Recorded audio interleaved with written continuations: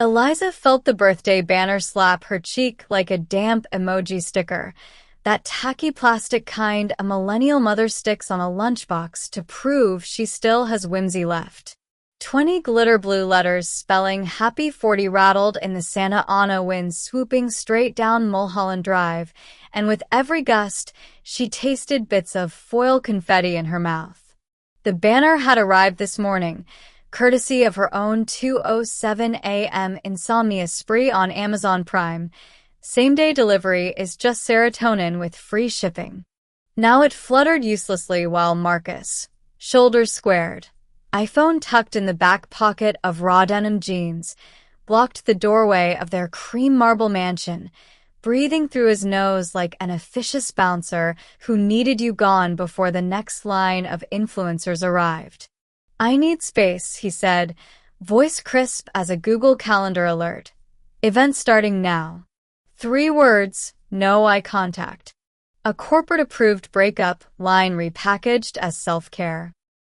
Eliza's heart hiccuped, then belly flopped against her rib cage.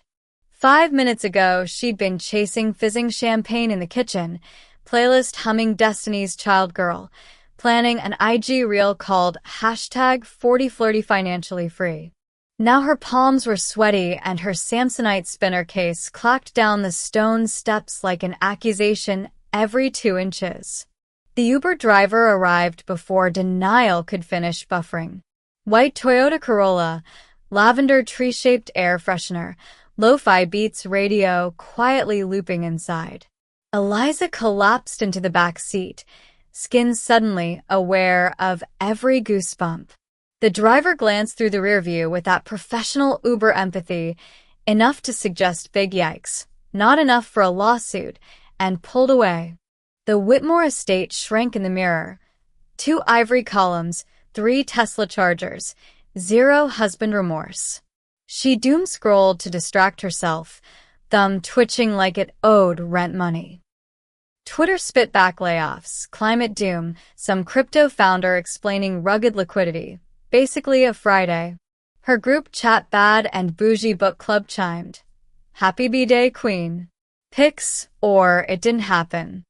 Typing bubbles popped, vanished, popped again. A second text. Tell Marcus we expect champagne cake pops. Eliza screenshot the convo and archived it. Digital self-defense. The driver took a left onto Sunset, and Eliza's phone flashed a Wells Fargo push notification about her shared credit balance, $63, for 02 outstanding, plus the mortgage auto-pay scheduled for midnight. Rage tingled like seltzer on sunburn. She opened the banking app, exhaled like a gamer cracking knuckles, and tapped freeze card. The interface was all pastel calm. Are you sure? She hammered yes for the platinum, the black, the backup, Visa Marcus labeled groceries. Little lock icons snapped shut one by one, each drumbeat a petty dopamine hit. She pictured Marcus at Aruhan attempting to buy his gluten-free brownie and $12 bottle of Icelandic water. The chip reader stuttering declined. She pictured the cashier side-eyeing his Pomellato cufflinks while he Googled, "Why is my card frozen?" Bliss. The Uber spat her out in downtown LA just after dusk. Tower cranes glowed like massive phone chargers stabbing a purple sky. She lugged the Samsonite into the Baxter, a 3-star micro-boutique that marketed itself to the terminally online. Pastel lobby walls, rentable ring lights, a neon sign that screamed "Get in, loser. We're staying awake." Concierge iPad check-in took 63 seconds. Hotels no millennials trust tablets more than people.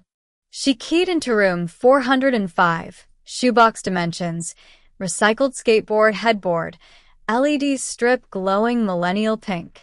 The memory foam mattress sighed when she collapsed on it, as if even synthetic material could gossip. Her spine delivered a group slack of aches. Lumbar wants answers, cervical requests PTO. She stared at the ceiling until the LED's pink bled into her vision, then grabbed the remote and stabbed OFF. Darkness didn't help. Mental PowerPoint slides kept auto-advancing. Bullet points titled divorced, broke, content opportunity. Her phone lit the room again. Another notification, lifestyle finance newsletter headlined, 5 signs your marriage is bad for your net worth. She snorted, clicked unsubscribe, then rifled the minibar. Warm Diet Cola and stale almonds. She ate both because hunger is just a negotiation between pride and glucose. Chew, swallow, breathe. Every jaw clamp felt like grinding down a regret. At exactly 9:43 p.m. came a text from an unknown number. Stop digging or you're next. No punctuation, no context, just threat font minimalism. Eliza saved the number as Creepy, because classification matters, screenshot the threat, airdropped it to her MacBook, then dragged it into a folder titled Evidence. She wasn't sure what she was evidencing yet, but digital breadcrumbs were safer than memory foam. Heart rate spiked, Apple Watch tattled. Take a mindful minute. She ignored it and opened TikTok, letting 15-second videos of people air-frying cheesecake swirl over adrenal terror. That's when guilt fluttered in.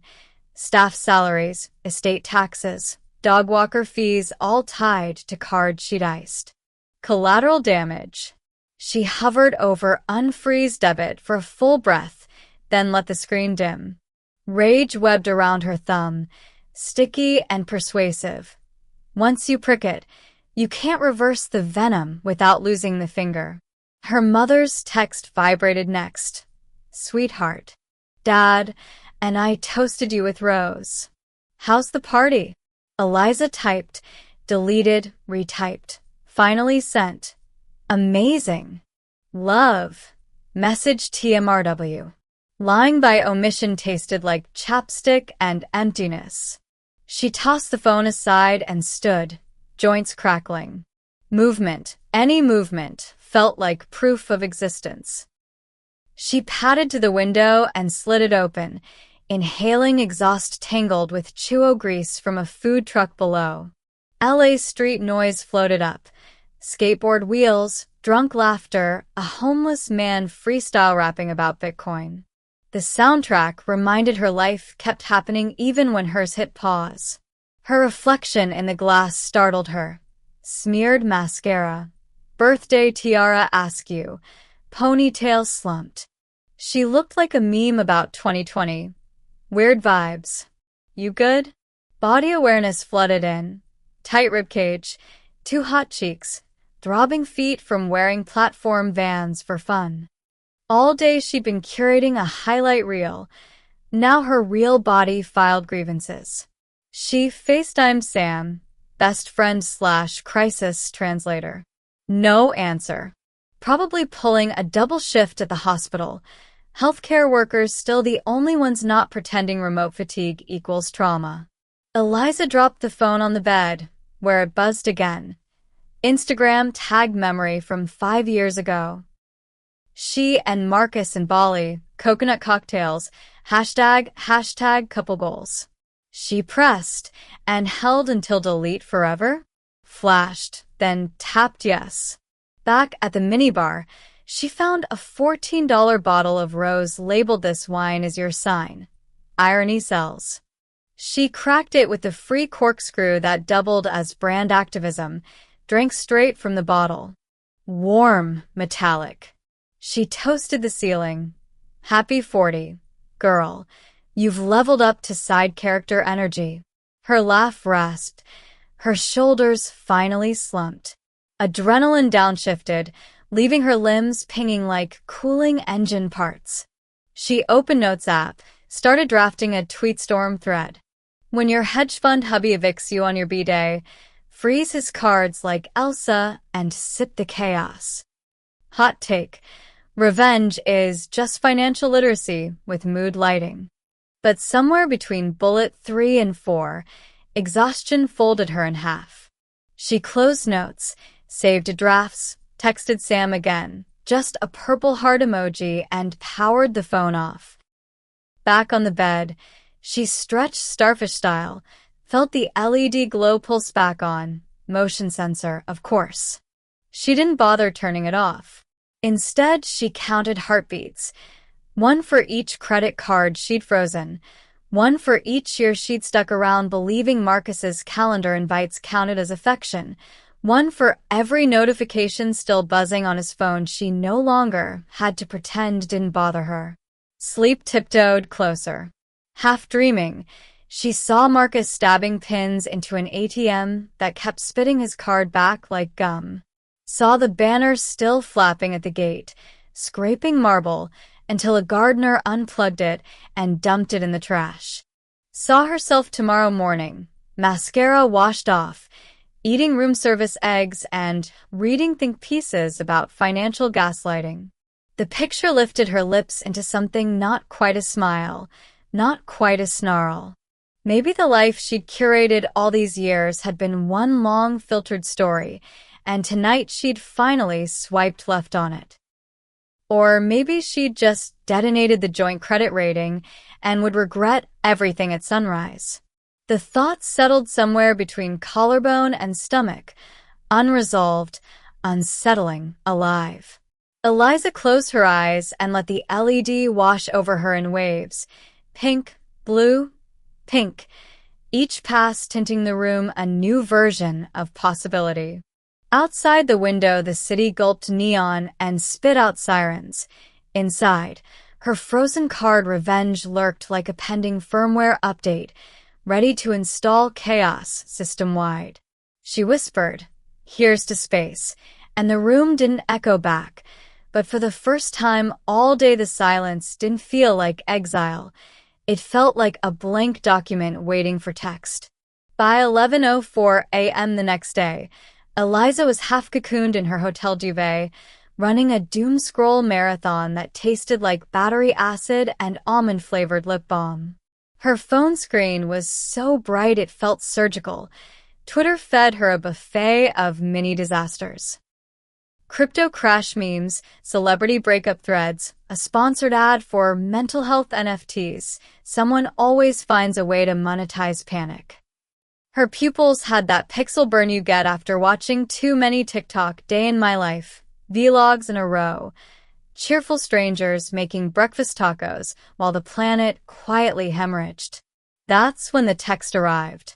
No contact photo, no name, just a 9-digit Los Angeles number and 7 knife-sharp words.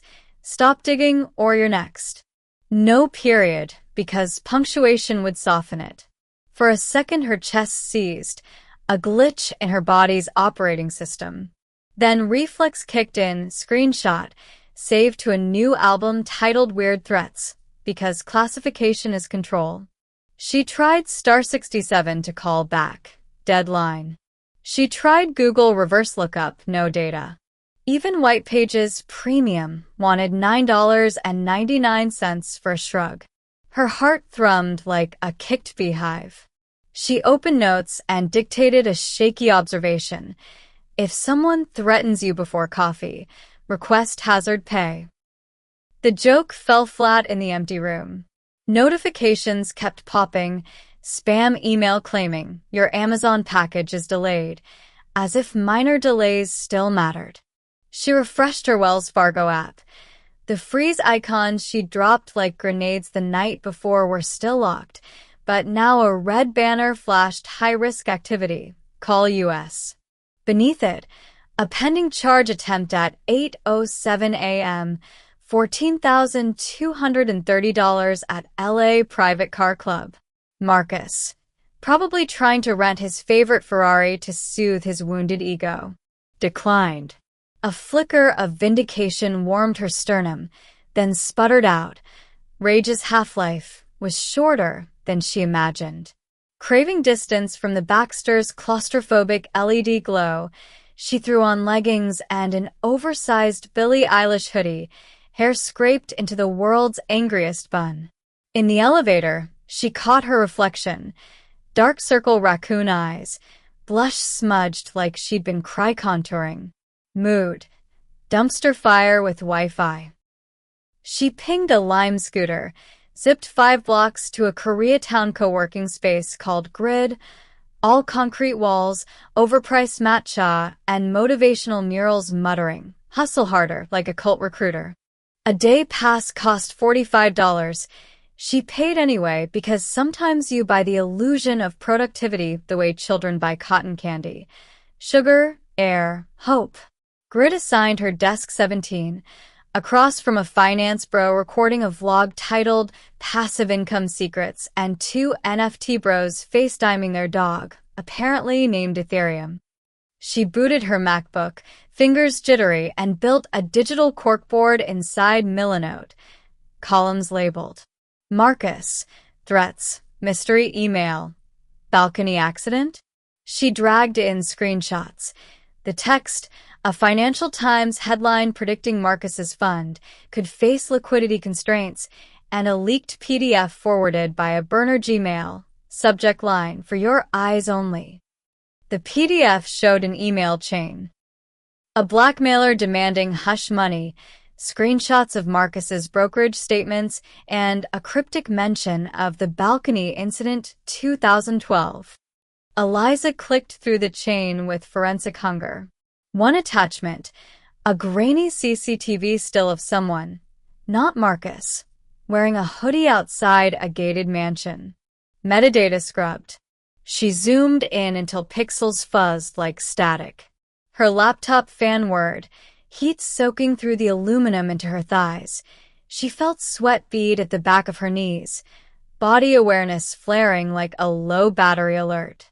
Across the aisle, NFT dog dad laughed too loud, jolting her pulse.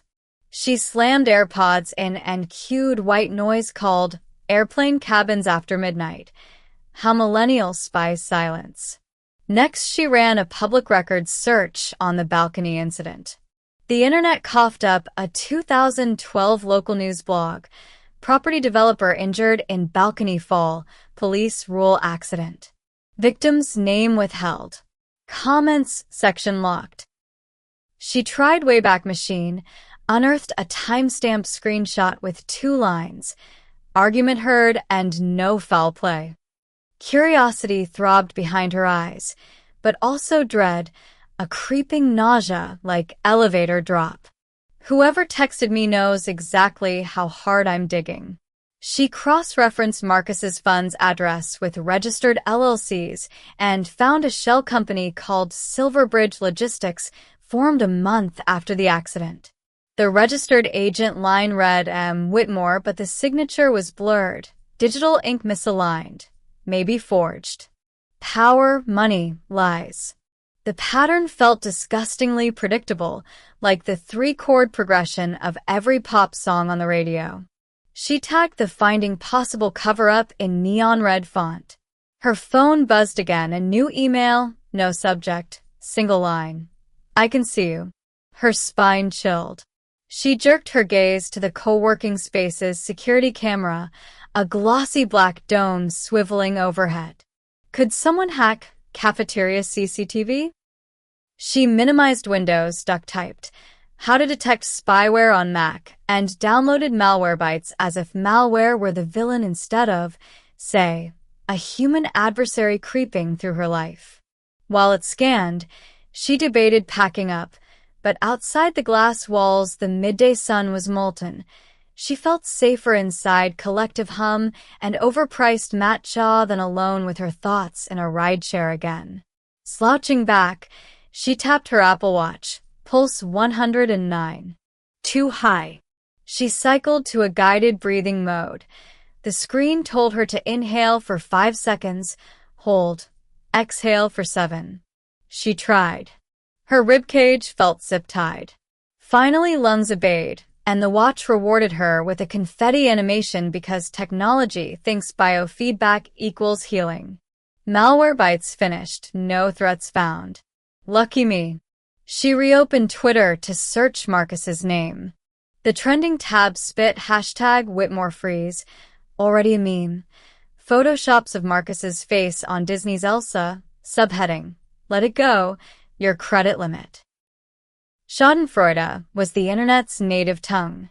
She toggled to Reddit, An r/Wall Street gossip user claimed Marcus called private banks at dawn, begging for emergency credit, citing family emergency. Comments roasted him with popcorn gifs. Adrenaline crashed, leaving fatigue like wet cement in her limbs. She sipped her $7 matcha. It tasted of sweet grass and regret. She realized the financial meltdown was public spectacle, but her anonymous threat was still private. 2 fires, same arsonist? A deeper shiver ran down the length of her spine. She typed phone spoofing LA into Google, scanning how easy it was to disguise a number. Too easy. The finance bro vlogger pivoted his ring light. Glare bounced off Eliza's screen. She slammed her MacBook shut. Enough open plan vulnerability.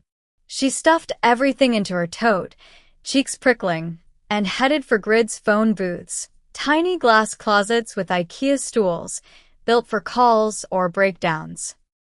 She closed the door, inhaled recycled air tinged with disinfectant, and dialed Marcus. Straight to voicemail. Figures. Instead, she rang their mutual banker, Jolie. Automated message. Wait time 13 minutes. She hung up after 3, thumb aching. She opened Signal and typed to Jolie instead. Need to talk about account alerts urgent. Triple check encryption lock icon. Sent. Dots bounced, typing. Then vanished. No reply. Pressure mounted behind her eyes, like a migraine prepping its entrance. She massaged temples, ears ringing. Her body kept sending micro-SOS pings, tight hamstrings, throbbing neck, jittery calves from scooter adrenaline. She saw herself in the phone booth mirror, shoulders hunched, lips bitten raw. She looked like every startup burnout meme. Girl boss turns ghost boss. She slapped both cheeks lightly, wake up call, and opened Google Maps. The balcony incident address was a 20-minute Lyft ride away, a cliffside neighborhood where houses stacked like Jenga pieces. She debated going. A rational part said unsafe, irrational. Another said data beats paranoia. She weighed intangible terror against the concrete shape of truth and realized fear would follow no matter where she sat. She stepped out of the phone booth ready to hail a car. Then her laptop chimed from the tote. Airdrop request from unknown. She yanked it open. A single photo preview, a shot of her inside Grid 5 minutes ago, hunched over Milanote. The backdrop was the same motivational mural. Hustle harder. Airdrop near you? She spun dozens of strangers, any could be the sender. Hot flush crept up her neck. She declined the request, slammed the MacBook again, and bolted for the stairwell. 4 flights down, sneakers slapping metal treads. At street level, sun hammered shoulders. She kept walking, half jogging, no lift, because rideshares track you. Instead, she ducked into a 7-Eleven, heart thrashing like bad EDM. Eyes on the convex security mirror above the cashier. Nobody followed. She bought a bottle of smart water she couldn't taste, retreated to the fluorescent-lit bathroom, locked the door. The fan buzzed loud as a hive. She leaned against tile, water bottle pressed to forehead, cold seeping in as reality reorganized. Someone had eyes on her, digital or literal, turning her investigation into content. A show. She opened notes, new bullet list. Threat text 9:40, 1 a.m. Airdrop photo 12:58 p.m. Unknown email, I can see you. Next to each, she added a countermeasure, screenshot, timestamp, saved to encrypted thumb drive by tonight. She saved, closed. No solutions, but data was a spine she could stiffen. The bathroom smelled of bleach and fierce sweat. She stared at her reflection under harsh LEDs. For a heartbeat, she pictured smashing the phone, ditching the MacBook, disappearing into offline irrelevance. Then she thought about Marcus, Ferrari attempts, balcony incident, public memes. Retreat felt like volunteering for ghost status. Survival demanded witness. She exhaled, set the water bottle down, unlocked the door. The city's roar poured in, traffic, sirens, a busker playing off-key sax. She slipped sunglasses on, becoming one more blurry face in a crowd of side hustlers and secrets. Each step back towards sunlight felt both braver and riskier, rebellion and surrender intertwined, like two strands of the same compromised DNA. Outside, she thumbed Lyft after all. Destination a cliffside street where an accident supposedly sealed a decade of guilt. As the ETA spun, she whispered a half-prayer to the indifferent algorithm. Show me the truth, or at least a hotspot with good reception. The DR. Wasn't sure whether this was courage or pure caffeine, but momentum pressed forward, and sometimes forward was the only discipline left. The moment Eliza understood the man tormenting her wasn't just some rando with ransomware vibes, but Marcus's allegedly dead twin, her brain blue-screened like a frozen Zoom window, face mid-blink, audio dead, one hand hovering above the trackpad. The realization snuck in sideways, a slack-jawed emoji lurking on the edge of vision.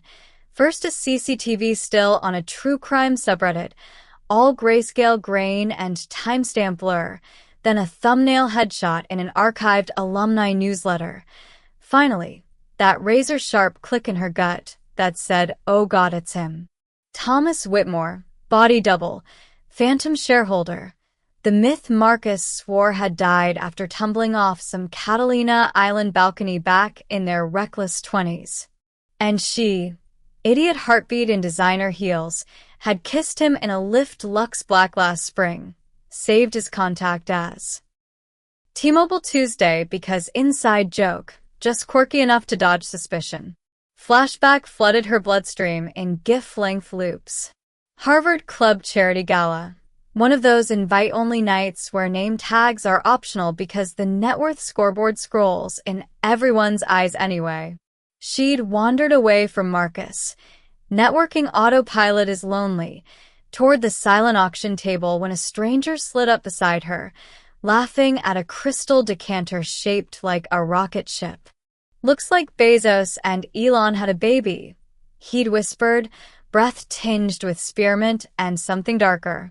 Eliza remembered thinking his grin felt deliciously outlaw, the way college crushes used to look before LinkedIn headshots bleached all the mischief away.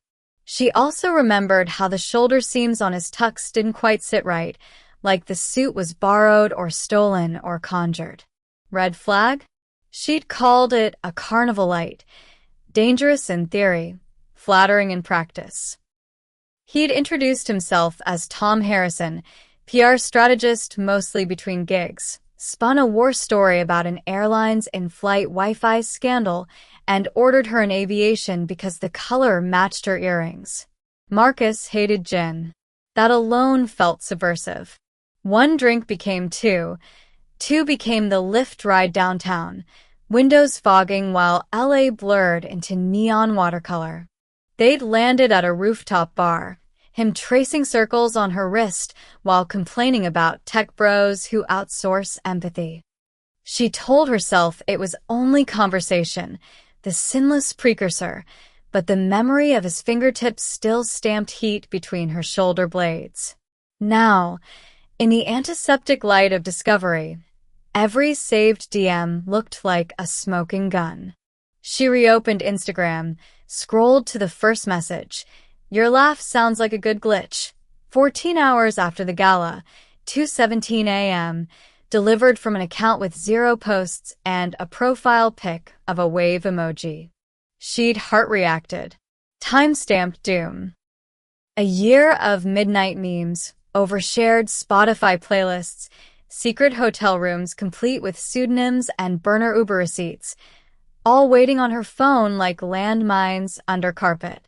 She dumped the entire chat into a PDF, encrypted it with a password only her teenage diary would guess, then slammed the laptop shut.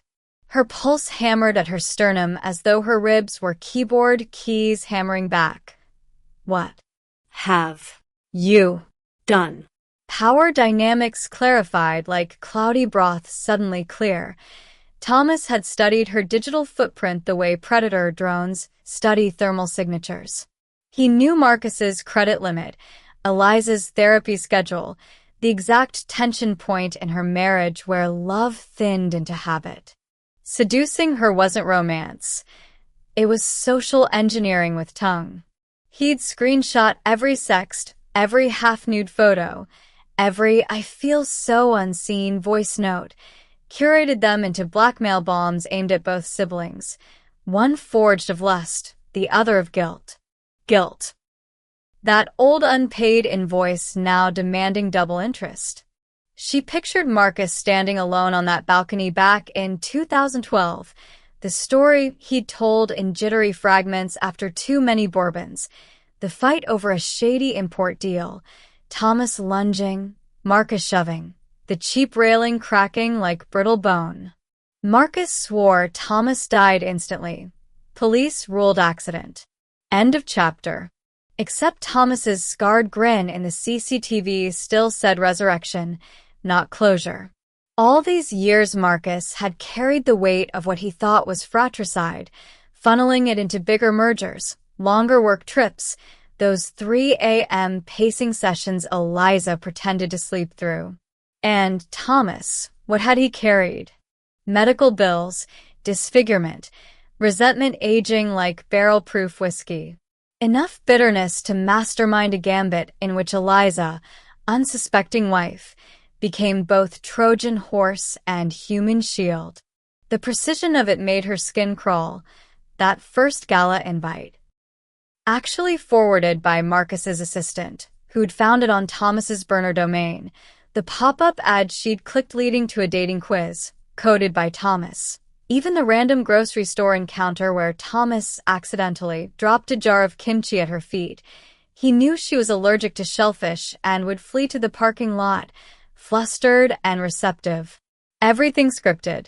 She'd wandered across a chessboard, not realizing she was the queen being gambled, not the player moving her own piece.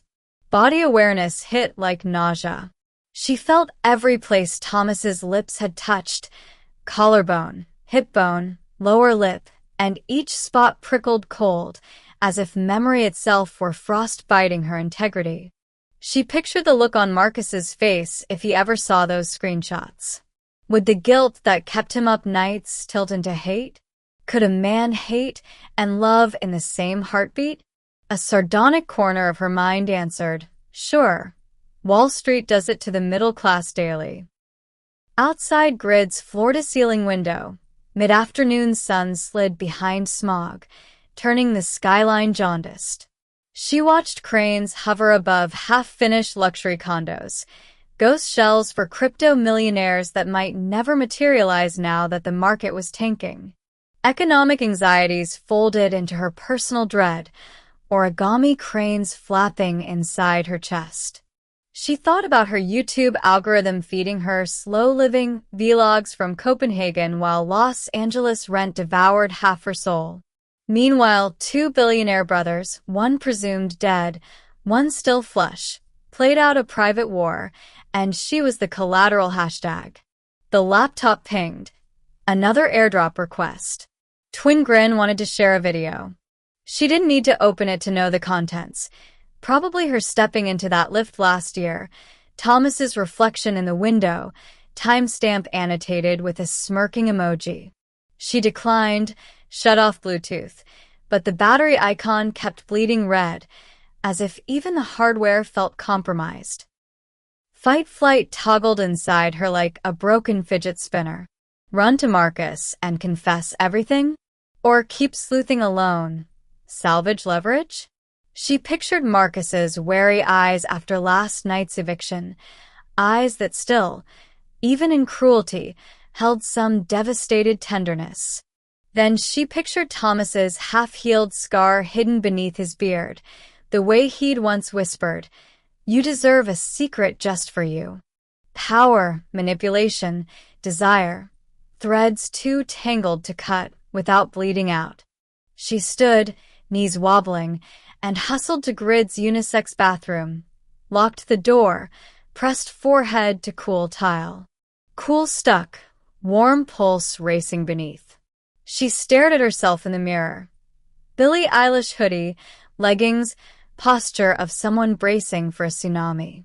She whispered, "Pick a side," but the mirror refracted two versions, one who wanted Marcus's forgiveness, another who craved the raw electricity Thomas made her feel, even if it was counterfeit. Ambiguity nested in her rib cage, purring like a spoiled cat. Neither brother was pure victim or villain. Marcus had lied about the accident, built an empire on silence.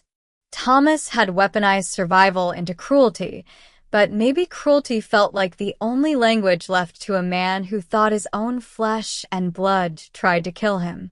And Eliza, she'd sought validation in another man's DMs rather than hammer at her marriage's cracked foundations. Everybody here had sinned in 4K. Back at the shared desk, she reopened Milanote, highlighted every file tagged twin. She dragged them to an encrypted folder named Schrodinger's brother. Password set to an inside joke only she could recall, the song playing in the lift that first night. She'd attached a new sticky note. Goal: turn pawn into player. Her phone buzzed with Uber Eats offering 30% off comfort food. She laughed algorithmic empathy. Declined. Instead, she dialed a number she hadn't called since college. Renee, her ex-roommate turned investigative podcaster. Voicemail. She left one sentence.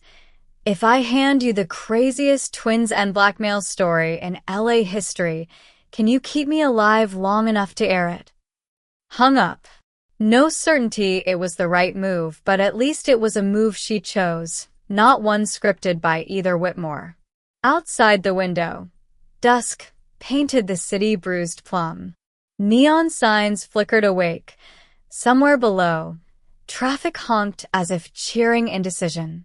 Eliza shut the laptop, slid it into her tote, and whispered, "Game on." The phrase tasting half like surrender, half like rebellion. Because maybe the only power left for her was to keep the brothers guessing whose pawn she actually was, or whether she'd flipped the board entirely while they fought over kingship. Either way, tomorrow promised new screenshots, new stakes, and she intended to be the one framing the story, not just starring in someone else's revenge flick.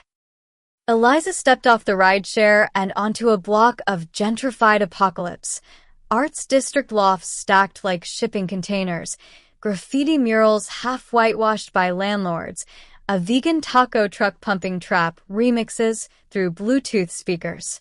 Thomas's address glowed on her phone in blood-red Apple Maps night mode, the pulsing, urging her forward as if it, too, wanted closure. She crossed the sidewalk, feeling every molecule of body awareness flare, tight quads from sprinting stairs at Grid, sweat cooling beneath a borrowed bomber jacket, the phantom vibrate of an unread text she refused to check. The loft's keypad gave a low electronic sigh when she keyed in the code Thomas had once texted, "Just in case you stop by, secret girl," and the door thunked open to a second-floor hallway smelling of stale oat milk and anger left on a low simmer. Inside, Thomas's living room looked like an influencer starter kit bought off Craigslist after a breakup. Ring light tipped sideways, half-deflated gray couch, succulents browning in geometric planters. On the wall, a projector froze mid-YouTube ad, Marcus's hedge fund meltdown dissected by some finance bro explaining contagion events. Thomas leaned against the kitchenette island, beard unkempt, a small patch of scar tissue visible where no beard grew. He swirled mezcal in a crystal tumbler, probably stolen from Marcus's wedding registry, eyes flicking over Eliza like she was a push notification he hadn't decided to mute yet. "So the prodigal wife arrives," he said, voice chalk dry. He wore joggers and a Balenciaga hoodie with the tag still on. Performative luxury felt like armor on him. Eliza's throat tightened with memories. AV club snarks in hotel rooms. Voice notes at 2 a.m. All suddenly sour. "I know about the balcony," she blurted. No preamble, just data. Thomas's left eyebrow arched, scar tissue twitching. "And I know about the emails. The airdrops. The photos." His grin showed a chip in his molar she'd never noticed before. "Congrats on solving level 1, he said, sipping. "Ready for the boss fight?" Before she could answer, the loft door rattled. Marcus barreled in, pale, suit jacket flapping like a flag in high wind. He looked wrecked, tie askew, cuff of one trouser leg damp from what might have been gutter water or spilled fear. "Eliza, step back," he warned. Then to his twin, "Thomas, don't." Thomas set the glass down with deliberate softness, the click of crystal on marble louder than any shout. "Welcome, brother." He held his arms wide in mock hospitality. "Nice of you to join the live stream." Eliza noticed an iPhone clamped to the ring light, camera recording. Live? Could be TikTok, Instagram, YouTube, an audience of strangers ready to spam popcorn emojis while siblings bled. Marcus edged closer to Eliza, palm hovering near her wrist, not quite touching. The gesture felt like Wi-Fi seeking a forgotten network. Tentative searching. "He's broadcasting," she whispered. Marcus nodded subtly. Shame steamed off him like city asphalt after rain. "Thomas," Marcus tried again, voice cracking. "We can end this. I'll talk to the DA, to the board, just stop." Thomas laughed, ragged, high. "Stop? You tossed me off a balcony and kept the company. You married a trophy and bought a view. Now you want to negotiate terms like we're in a WeWork huddle." He snatched the phone off the ring light and flipped the camera, selfie style. Red pulsed on screen. "Say hi to the internet, Marcus. Tell them how gravity works differently when guilt funds your legal fees." Eliza's pulse spiked. Apple Watch buzzed, high heart rate detected. She stepped forward. "End the stream, Thomas." Now. He tilted his head, mock quizzical. "Why would my favorite accomplice turn on me?" She felt bile rise. "Because I finally read the terms of service," she snapped, "and found the hidden fees." Thomas's grin fractured. He swung the mezcal bottle in a lazy arc, menace disguised as choreography. "Back up," Marcus warned, moving to intercept. The room shrank to a triangle. Guilt, rage, collateral. Thomas lunged first, bottle aimed at Marcus's temple. Marcus ducked, years of squash reflexes paying rent, but the bottle clipped his shoulder. Eliza smelled mezcal and blood, copper and smoke. Instinct overrode fear. She grabbed the toppled ring light, heavy aluminium, sharp edges, and swung low, connecting with Thomas's knee. A cartoon crunch, followed by Thomas dropping to one side, curses tumbling out in meme speak. "FML, you glitch." Marcus seized the moment, tackling him. They crashed into the couch, springs shrieking. Eliza's phone slipped from her jacket pocket, skittered across the floor, camera up. She saw her own face in selfie view, eyes wide, mascara smudged like war paint. Thomas fought with frantic bursts, the kind of strength born from years rehearsing revenge fantasies. Marcus grappled, muttering apologies even as he pinned his brother's wrists. Eliza yanked an extension cord from behind the TV and looped it like a makeshift zip tie. Her hands shook so hard the prongs rattled. She bound Thomas's wrists, then ankles, adrenaline turning time syrupy. Thomas hissed, "You both deserve viral cancellation," but the cord tightened, dulling his threats to static. Marcus collapsed backward, chest heaving. A rivulet of blood trekked down his sleeve. Eliza pressed her palm to the wound. Fabric blossomed dark. Up close, she smelled cologne layered over stress sweat, and somewhere under that, the old Marcus scent of cedar and black coffee, nostalgia aching like a bruised tooth. Sirens keened in the distance. Some neighbor must have heard the commotion and dialed 911, or maybe Thomas's live stream auto-flagged violence and triggered a mod algorithm that cared more about liability than privacy. Eliza's phone buzzed. Push notification from Instagram. Your live video has ended due to a violation of community guidelines. She almost laughed, corporate decency arriving faster than police. She crouched beside Thomas, whose eyes blazed with feral calculation. "You think this stops anything?" he whispered. Spittle flecked his lip. "Screenshots last forever. Reputation rot is evergreen." Eliza felt the words land but refused entry. "Rock can be compost," she said softly, surprising herself. "Things grow back." Police lights strobed against the loft's tall windows, red-blue heartbeat, a futurist sunset. Marcus attempted to stand. Knees wobbled. Eliza looped an arm around his waist, helped him upright. He winced, but allowed the support, a fragile circuit reconnecting. They watched officers ascend the stairwell, voices amplified through body cams.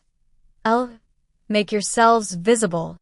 Eliza took one last look at Thomas, bound, eyes wild, still dangerous even in defeat. Inside her, sympathy and revulsion wrestled to a draw. She squeezed Marcus's hand. He squeezed back, a feedback loop of shared blame and cautious hope. She didn't know what version of marriage awaited them past arrest reports and therapy copays, only that this instant felt heavier than any IG filter, truer than any text thread. As officers cuffed Thomas properly and read rights no algorithm could shortcut, Eliza noticed the iPhone on the floor, its cracked screen still glowing. She picked it up, thumb hovering over delete live video. The prompt asked, "Are you sure?" Same pastel calm as the bank app freeze. She hesitated, then tapped yes. The loft sagged into sudden quiet, broken only by police radios squawking codes she couldn't translate. Marcus leaned against her, bleeding but breathing, and whispered, "Thank you." She didn't answer. Words felt brittle, and the future was still buffering. Outside, sirens faded. In here, forgiveness might load slowly or glitch out entirely. Either possibility sat in her chest, humming, half resignation, half rebellion, waiting to see which one she would choose next. 6 months after the loft showdown, Eliza found herself in a pastel-flooded therapist's Zoom room, wearing leggings she'd splurged on during a late-night Nordstrom sale and a sweater that still smelled faintly of Thomas's mezcal. The screen tiled Marcus in a crisp button-down, stubble regrown, eyes wary but hopeful, and Dr. Patel's office in the background, all mid-century armchairs and Monstera leaves. The appointment pinged on her phone, couples counseling session number 8. A digital calendar invite felt less like a chore and more like a checkpoint in rebuilding a kingdom of 2. Eliza tapped join, heart fluttering like a tab bar refreshing notifications. They'd tried everything. Traditional talk therapy, trust rebuilding exercises cribbed from Psychology Today, even a weekend retreat that cost more than her first apartment deposit.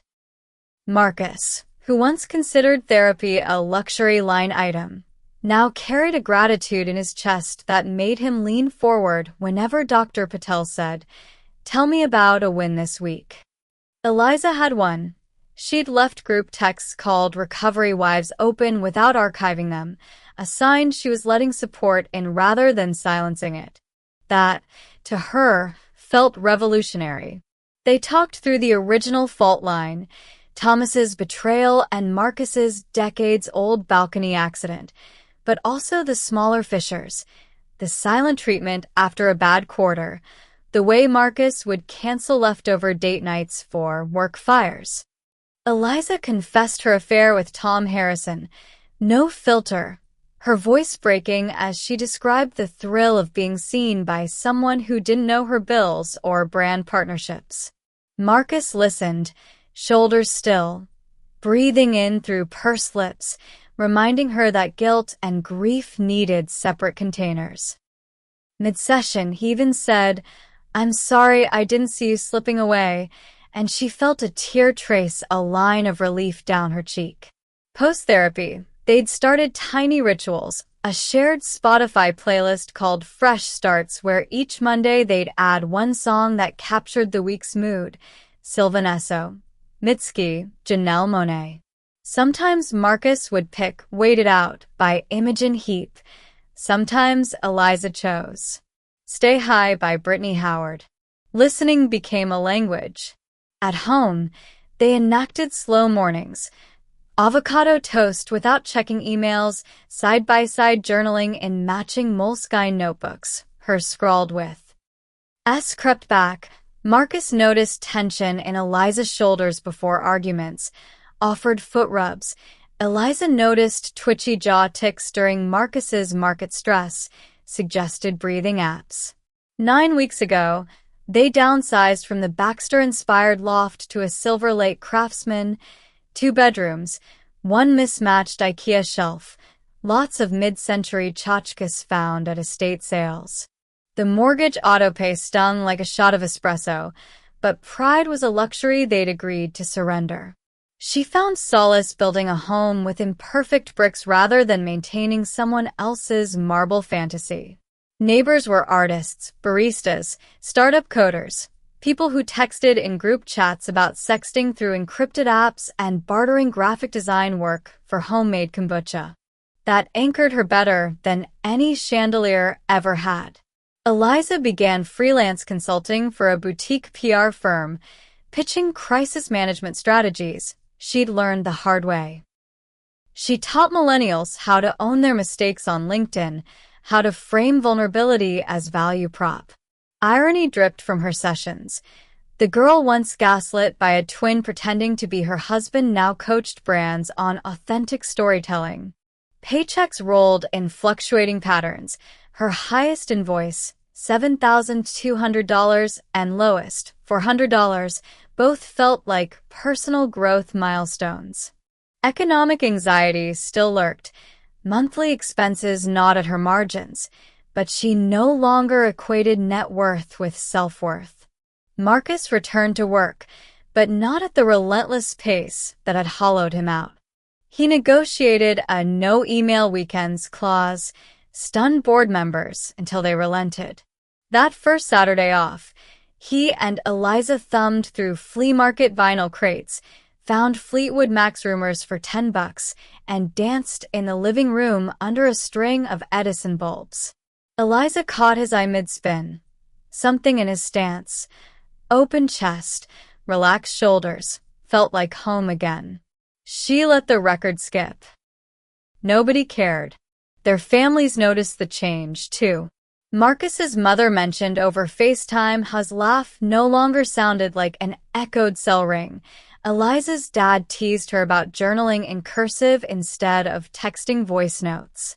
Even Sam, her best friend, confessed she'd been worried Eliza would turn into a corporate zombie chasing stability.